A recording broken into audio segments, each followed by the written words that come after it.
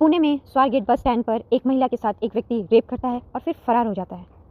Police की कई टीमें बनाई जाती हैं और आखिर में चकमा देते देते कई घंटों की मशक्कत के बाद वो आरोपी पकड़ा जाता है। ये खबर है जो सब जगह फैल रही है और सारे जगह से आपको सुनने को मिल रही है।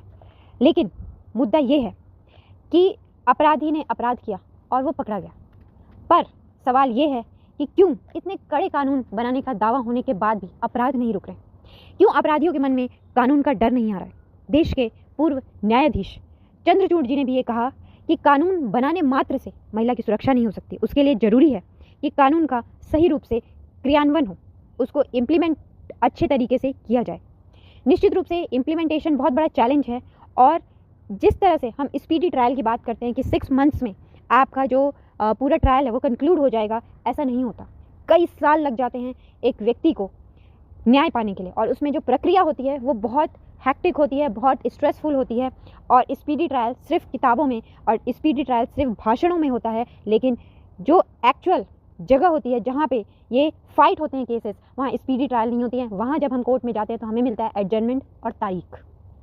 तो ये एक तरह से बहुत ही हैक्टिक चीज़ होती है और इम्प्लीमेंटेशन की जो बात है वो इम्प्लीमेंटेशन उस तरह से नहीं किया जाता है जिस तरह से उसको दिखाया जाता है या संसद में भाषण दिया जाता है या बड़े बड़े मंचों से भाषण दिया जाता है, वो चीज़ नहीं होती है।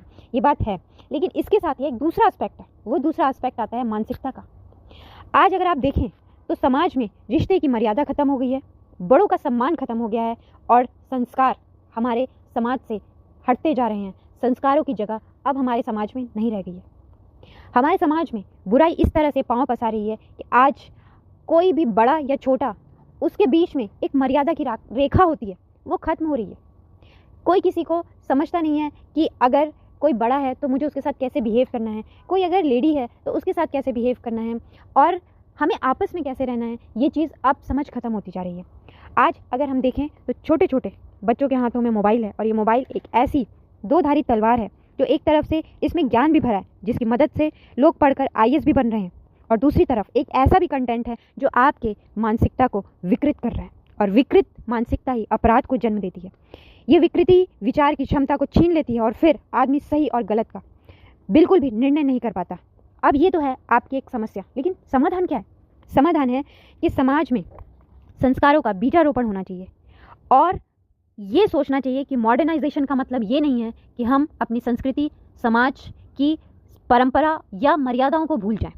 एडवांस होना बहुत अच्छी बात है, आपको टेक्नोलॉजी का ज्ञान होना चाहिए, आपके अंदर एजुकेशन होनी चाहिए, सब कुछ होना चाहिए, लेकिन इसका अर्थ ये नहीं है कि आप समाज को संस्कारहीन बना दें। मॉडर्नाइजेशन संस्कारहीनता का पर्याय ना बने, इस चीज़ को हमें बहुत ध्यान देने की ज़रूरत है। महिलाओं के प्रति अगर हमारे मन में सम्मान की भावना है, अगर हम महिलाओं का सम्मान करते हैं तो हम अपने आप महिलाओं की सुरक्षा का भी ध्यान देंगे। महिलाओं के प्रति अब हमारे समाज में सम्मान की भावना भी खत्म होती जा रही है और ये सम्मान की भावना, मर्यादा की भावना का खत्म होना ही मानसिकता की विकृति का द्योतक है, मानसिकता की विकृति को दिखाता है और यही विकृति अपराध को जन्म देती है।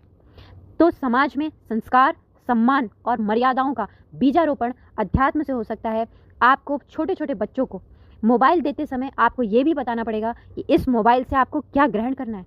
आपको बच्चों को वॉच करने की ज़रूरत है, क्योंकि आज के बच्चे ही कल के समाज का निर्माण करेंगे। यही बच्चे कल आपके देश की युवा पीढ़ी बनेंगे और अगर आज हमने बच्चों में संस्कार का बीज बोया, वही कल वृक्ष बनेगा और आपके समाज को छाया देगा और समाज को विकृति से बचाएगा। तो मानसिकता को बदलने के लिए संस्कार का बीजारोपण बहुत ज़रूरी है।